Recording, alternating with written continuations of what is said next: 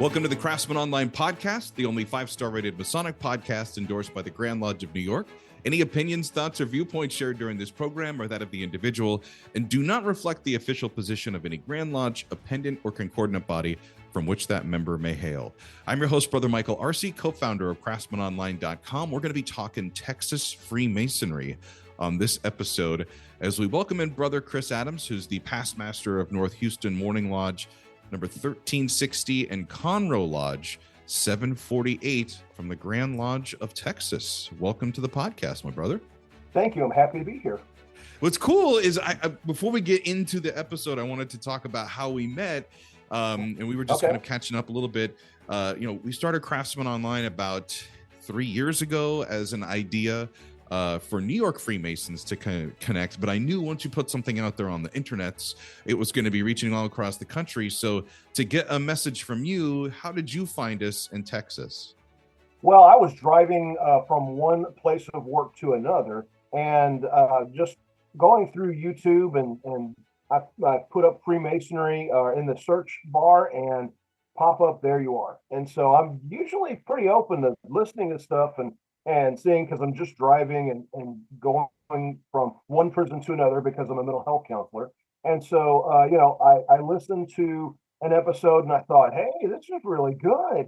And then the next episode was the brother talking about everything going to all the lodges internationally. And so, been talking about his experience, which was really moving to me because, Freemasonry has a lot of impacts in different areas that you don't know where they're going to be, and I don't know you as a person. I only know me as a person. And so what happens is I can talk about how Freemasonry has impacted me, but when somebody asks me, hey, what's this going to give me and everything, I can't answer that, right? Because everybody has their own thing. Yeah. So, I just really appreciated that. And then that's when I wanted to put it in my newsletter and contacted you. Right. And on my end, I got this message from a brother in Texas that said, hey, I want to include your podcast episode in a link in our email newsletter to brothers. And I'm like, abso-freaking-lutely. And where do you live? So it's always kind of cool. The world we live in, it seems so big at times, but with technology, we're able to connect. And I'm excited because I've wanted to have this discussion on Texas Freemasonry. One of my favorite quotes is that Texas Masons take their Freemasons seriously, period, full stop, end quote. And those words caught my interest when I was researching the story of Freemasonry in Texas. Of course, I love the fact, of how Tejas became Texas and the Republic became a state. So let's start here. A lot of Americans outside of your jurisdictions probably know Texas as the Lone Star State. You got the Cowboys football, Alamo, barbecue, hot summers.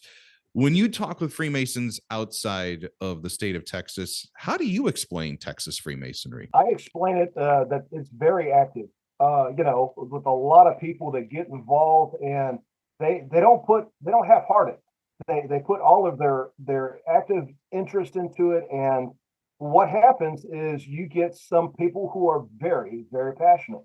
And so, I'm very passionate about talking about Freemasonry. So, that's one of the things why I did the newsletter and, talk with people. I currently have a goal of growing my lodge, back to what it was in the 1950s or something like that, 600 and something people. And so now we're down to 238. And so, I am trying to actively do things to grow my lodge. Well, there's a lot of people trying to do that in Texas, because we've had so many hundreds of thousands of Masons, and now it's dwindled down to under 100,000. And right. So, when somebody says, well, what's lodge like for you and everything? And I have to go, well, I don't want to make it sound like a cult or anything, but it's a way of living, really, because I think about it almost every day.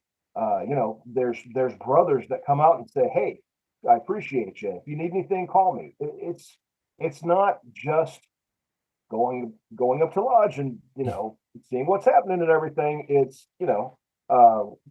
now the Grand Master also has his conferences. He has educational sections, and he has all these things across the state, which for a state that's 1,000 miles across, you kind of have to go, well, I hope one's near me. I do want to get into that because that's one of the things that fascinates me.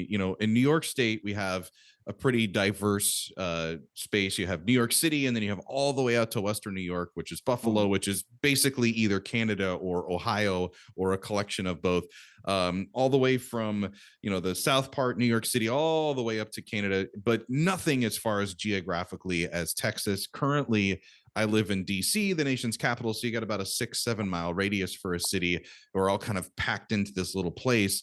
That is kind of crazy when you think about traveling to foreign countries or just visiting other lodges. That's correct. I mean, there's a lot of diversity between, just in Houston alone, because we have Spanish lodges that they do the work in English, but they're mostly Hispanic brethren, and so we have a Filipino lodge in Houston, and so there is a lot of diversity between just within the Houston area, which is intent and well, it's really may as well be 100 miles across, Right. because that's how big it is. Mm. So, when we go to Grand Lodge, we just don't see the standard Mason, what everybody looks at with the apron on and everything. You see a wide diversity of people being there, being brothers. And so I really appreciate that. Yeah. I mean, for me, I would think the stereotype would be, oh, there's just going to be a bunch of guys in cowboy boots and cowboy hats standing outside of a building with Masonic aprons or dark suits and ties. But as you're outlining, like, of course, that is a stereotype. Well, there will be people in cowboy hats and boots standing outside. You won't be disappointed on that, but that's not all of it. There's lots of people inside, and most everybody wears suits. And so there's some that don't come in a suit because they don't feel comfortable. But most everybody's in a suit because they want to be respectful of the annual communication, the Grand Lodge, everything that's going on. So, right. It's one of those type of things where if you want cowboy hats and boots, you're not going to be disappointed. Matter of fact, Worship Master wears a cowboy hat in the East. So, it's just not. Now, some of them wear bowlers. It's not really a set thing, but it has to have a brim all the way around the hat, and then they can wear it. So there's been wide diversity of even hats that they wear in the East for their year. So now I'm curious how codified things are in your state. So you're in Houston. If you travel to Dallas, Fort Worth, or anywhere else in the state, how is Freemasonry practice where you are that's familiar? And would you still recognize it in other parts of your state? Actually Grand Lodge has splits the state up into 5 districts in which people go out and teach and do the foreman exams, and that's a time when they'll have a little seminar on whatever they're interested in that at that time, whether it be a master's degree, maybe an entered apprentice, or even the fellowcraft, and they'll go through that. Then we'll have lunch, and then they'll break everybody down in groups that wants to participate in the exam. And then if you actually succeed in that part of the exam, you get a certificate. So there's 3 certificates in the state of Texas for the Grand Lodge. Really just they endorse your knowledge of the work. And so, C is, all the questions and answers of all 3 degrees, and opening and closing all 4 lodges. And then the B is conferring all 3 degrees, while A is all of B, all of C, and then all the lectures that you have. Basically, the whole book. Yeah, pretty much. And so really, somebody asked me about this the other day. Is that, hey, what do you have that's a memory to the aid? And I'm like, for the longest time, Texas did not have that little cipher book. As a matter of fact, I remember reading something in 1905 where they made an announcement. We hear you brothers have that little book. You're not supposed to. If you're caught with it, you will have charges. And so, it wasn't right for the longest time. There are a lot of errors into it and everything. And you can actually know when somebody's studying from the book because you know where the errors are. And so, several years ago, the Grand Lodge went ahead and said, you know what, we're just going to make our own. Go to McCoy, put all the all of our work in the cipher and everything, and then remind what's in the monitor, and then we will sell it as a fundraiser for Grand Lodge. And so they did that, and so that shockingly, there's still errors in the book, but now we are not allowed to use that around entered apprentices. We can't tell them about it. There's nothing, that's if somebody gets a sniff that you're using that around an entered apprentice, then they could bring charges on you. So to the work that you do with an entered apprentice would be what? Mouth to ear, yeah. Yeah, so it's just like it's the catechism, question and answer back and forth. We do that by rote until it's they know it, and then they might do it for somebody else, another teacher in the lodge, so they can say, "Yeah, you're ready." And then we go into the lodge, we open it, we do it just like we do in practice, and then after that, we vote and say, "Hey, they're proficient." See, in New York, we have our standard work and lecture, so a printed catechism. Also in DC, they have a standard work that's a printed catechism. Moving here, I was very interested in Virginia, which I know is a mouth to ear state as well, or jurisdiction, I should say. And I was just curious, like, how has the world's oldest game of telephone been played, and how have errors or other local versions of ritual not been kind of inserted when you don't have it written down? It's just one guy's word to another. And I find that actually, I think mouth to ear is probably a better way to learn, because you're really forced to have to understand what the words are. It's helpful when you have the written resource to go back and look at it and read it, or when you're studying for a degree later on, or maybe a performance of a degree, a particular part. At the very beginning stage, where I think it's most important for a brother's career at that entered apprentice level, is to have that grip and have that time for the brother to stop and say, here's the sentence you need to know, and here's the meaning behind these words that you need to understand as well. Exactly. We were talking to an EA last night, and he was saying there's we're ancient free, so our work is more Old English. And so he was saying some words that are definitely Old English improperly. And so in our monitor, we actually have words written out to say, hey, these are the definitions. And see, in the book, it says you say it like this. And so there are little things that are written down just to kind of help you with the way you say them. But, yeah, it's exactly that. And what it does is it creates a bond between the teacher and the student, that even after you get everything turned in, and you're a master mason, good for you, got your dues card and everything, that you can still call up that teacher and say, hey, I'm teaching the student, what's this word right here? And or hey, I'm in town, these are lifelong bonds that don't break. And so what happens is that gives an anchor to that person that says, hey, I want to be part of the lodge. And so rather than just kind of wafting in and out, not really getting anything out of it, we are creating that bond and taking time with that person, because, well, I say this at work, and you're creating healthy relationships, you have to take that time. Right. If you don't, something's going to get messed up, and it's not going to work. Being based in the Northeast, at least when it was time for me to become a Mason, I think what compels a lot of the guys here is the story. George Washington, very prominent, especially in upstate New York, and obviously here in Virginia, places that he's visited has been marked. I think that the story of Masonry, at least from those areas, is where were the English troops, where were the American soldiers that were Freemasonry, and kind of like how you could compare religions, those were kind of like the pilgrims that brought Freemasonry across, and you can see the particular areas where the settlement started and how it all spread. And that is a very wide explanation with broad strokes of how Freemasonry started on the East Coast. I always love Texas, though, because you guys are independent. You have your own stories. You have your own history.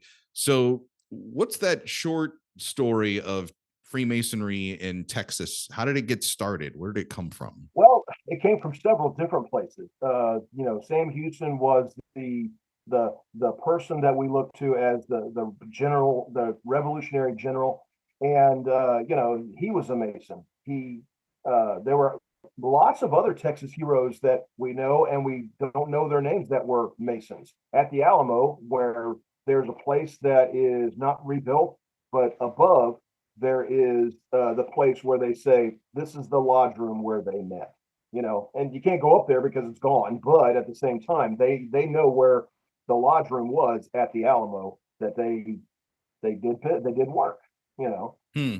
Matter of fact, there's a plaque at the Alamo honoring these Masons: James Bonham, James Bowie, David Crockett, Almiron Dickinson, William Bartlett Travis, and those unidentified Masons who gave their lives in the Battle of the Alamo. Okay, sometimes I get really emotional about this because you go to the Alamo and you realize that is a shrine where people died, and you can't just walk there and go, "Wow, that's just a great building and everything." That's where people died for the freedom of Texas, for the Republic of Texas. I've been to that. It's an interesting landmark because if you haven't been to San Antonio, you've missed out on the Riverwalk, which I think is another great tourist thing that you have to do while you're there. And you're literally just walking along, and then all of a sudden you're like, "Hey, I recognize that building. I've seen it in movies, TV." Yep. And it's just in the middle of the city where you'd think that it would be like on the outskirts or a little bit more secluded, but bang, like it's just right there. Yeah, and the ones you see in the movies are in another town, Texas town. I think it's called Alamo, Texas. So but yeah, it's right there. You can see the walls work because they have it dug down and a piece of glass there. And say, well, this is where the outer walls, the Alamo, and it's across the street, not next to. I think it's uh, Ripley's Believe It or Not.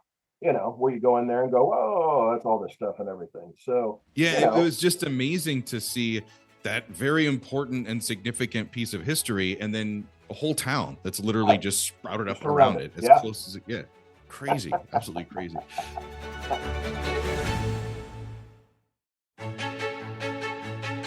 For Freemasons, again, here in the Northeast or on the East Coast, you'll hear a lot of guys say, "Oh, well, it was the Portrait of Washington," or some of the famous Masonic brothers, the more notable figures across the nation, usually the founders. That's what had an interest for me to join Freemasonry. Do you find famous Texan Freemasons to be a draw for potential men that would be interested in joining the craft? There are many people that don't know that most of the Texas founders were Freemasons. Mm. So when somebody comes in, that's part of something we say is like, look, if you really like history, you're going to find out that all of Texas Masonry is Texas. The first, I think, 3 or 4 presidents of the Republic of Texas were Masons. Most of the Congress were Masons. Along with interacting with the Masons of the United States. For example, Sam Houston knew Andrew Jackson. And so they actually messaged back and forth. And can you imagine doing a job as you are a general, but knowing that the other person on the other end has your best interest, and you don't have to talk about it. You just know. It's really moving when you hear that. And I think the one thing for brothers, again, like outside of your jurisdiction, is they just think, wow, Texas is such a big place. Like, how do they get organized? How do they get together? Like their Grand Lodge session, as you were kind of saying, must be pretty amazing. They must have a lot of people attend. Give us a little overview, because I have heard of some of the way that it's outlined or set up to where there is a day that's just for master masons, and it's kind of like an open session day, and there's speakers and education seminars, and it's something that I would love to attend. Well, it's not really education seminars. It is annual communication to where throughout the year, people submit resolutions for Grand Lodge law, for the laws of all Masons in Texas. And so what happens with that is we get together after they kind of put those together from the jurisprudence committee, and they vote on a lot of different resolutions. And so that's the majority part. Then at some point in there, they elect new grand officers, because Freemasonry in Texas is it's a year by year thing. And so Mm. for example, a worshipful master of a lodge only serves for 1 year. You might have 7 to get ready for it, but it only serves for 1 year. And so it's the same thing as the grandmaster.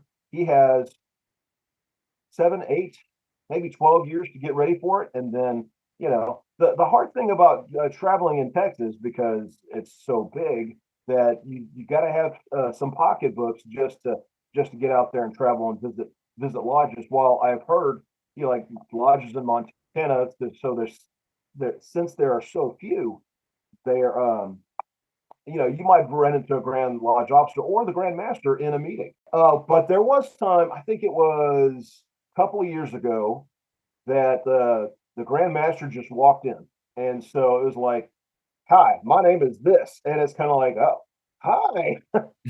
Right. I think the reaction would be like, you're a real person and you step foot into our lodge. Like, wow. That's what I really appreciate Texas Masonry, because your Grand Lodge officers are regular people. I Mm. mean, and when friends of mine get into um, the Grand Lodge line or the Grand Lodge positions in there and everything, you get to experience some of what they have. For example, in Grand Lodge, I think it's about a 4,000 seat auditorium Hmm. that they have Grand Lodge in. So what happens is, if your friend is, let's say, serving as junior deacon, because it goes on all day, he might call you to go down there and sit in his place while he gets refreshment, gets relief, do whatever else he wants to do in Grand Lodge. Because underneath everything, there's a floor where they sell all their Masonic regalia and Oh, that's everything. And interesting. so, yeah, Huh. Okay. so They can reach out to brothers from the crowd and have them sit in a grand chair for a while. sure, so that, and then you get to see what it's like when you're sitting on stage, as opposed to just sitting way back in the audience and everything. And the screen up in the front gets really clear when you're up on stage, as opposed to when you're in the balcony. You kind of go, I don't know if that says that or not. How many So times have you been to your Grand Lodge session? um, 7 or 8 times now. So, and Okay. I also went when I was not a past master. The thing about it is that you have to be a member of Grand Lodge. You have to be a past master of the lodge that you sat for a year. And so that's when you get voting rights. That's when you can participate. Uh, Everything happens. Before that, you're just a master mason. You don't get to go vote in Grand Lodge. You get to sit in the crowd, but you don't get to vote. A lot of times they do a hand vote, and you can wave your hand, but it doesn't matter. You know. The New York Grand Lodge session, we now have two. There's one that takes place in the actual New York City in the Grand Lodge building, and then another one that takes place at a different time of the year in upstate. I've not been to that one, but those are usually open depending on what's going on with the voting to the representatives from the lodge who are going to have to cast the ballots. So usually the master or the wardens attend or represent their lodge. Right, and then they very recently they gave the wardens some voting rights and everything. So I think they really want people to get involved in Grand Lodge. But now we only have one Grand Lodge communication, with the option of calling other meetings if required. So and I know there's other lodges in our state that they meet twice a month. I'm like, I don't know what you have to do for two stated meetings, but okay. Right. But but the Grand Lodge, yeah, they just try to get everything done in one weekend, which is I think the third weekend in July, and then just try to get everything done, and then whatever pops up. Well, now that we've been able to travel freely, restrictions have been lifted all across the country. Americans are quote unquote free to move about the country. When is the best time for us to come visit Texas? And for Freemasons from outside of the area, like me, where would you say, like, hey, if you're going to come to town or come to the state, you have to go and see this? Well, I would be really errant if I didn't say, "Hey, you need to come to Conroe so you can attend our lodge and everything." But so of course, the summertime, the spring and summer, maybe even fall if you have that much availability, because in the spring and fall it's kind of nice. The weather's kind of nice. In the summer, it's blazing hot, but we have air conditioning, so the Grand Lodge building and the library are open all throughout the year, and you can go in there and you can see everything that's in the library, see the Grand Lodge. They'll give you a tour if you show up at the right time. Very much like the Scottish Rite. I showed up at the Scottish Rite in San Antonio, and then just kind of look around on my own and everything. And so somebody came up to me and says, "Would you like a tour?" And I'm like, "Oh, you give tours? Okay, let's go." So you get a lot of the history and the behind the scenes things in the Scottish Rite in San Antonio. So if you are traveling, you get to San Antonio, right near the Alamo. There's the Scottish Rite building. Walk in there and ask for a tour. They will show you things that are probably not even in use anywhere else. For example, their theater, their audience floor goes up and down. No, it's not the stage, it's the audience floor can be raked or flat, or and I thought that was really great. Just different things that were really, to me, fascinating. They've got a collection of teacups in there of a brother that would go through the Panama Canal and for like 40 years. And so they have all the teacups that they would give out a teacup every time you went through the Panama Canal. So he had all the teacups when the state said, "Here, have these things," and they put them up really nice and all that. A lot of rooms of study, just like the library. That is one of the places that San Antonio is a good place to go anyway, because you got a lot of stuff there. If you want to come to Houston, there are many lodges in Houston. I mean, just like you said that there's, in the north, they have a lot of lodges really close together and everything. I can really say it like this: the lodges in Houston are separated into districts. So it's District 30, and they have District A, 30A, B, C, D, E, F, G, and H. Wow. And there's anywhere from 3 to 5, maybe 6 lodges for every one of those districts. So, I haven't really counted that up or did the math, but that's a lot of lodges. Right. And you'd hope a lot of brothers that are also attending. Yes. On a regular basis. But hopefully, yes. But it's the same thing probably anywhere else, and even in churches and everything. You have your the people that you have your membership, right? We have 238 members, but we probably have about 25 to 35 members that are actively involved in lodge. Right. So you still got the 20% of the brethren do 80% of the work. Usually the math in the craft. Well, this has been the Craftsman Online Podcast. A big thank you to my guest this week. Actually, we'll go ahead and say it. A Texas-sized thank you to our guest this week. Brother Chris Adams, thanks for coming on.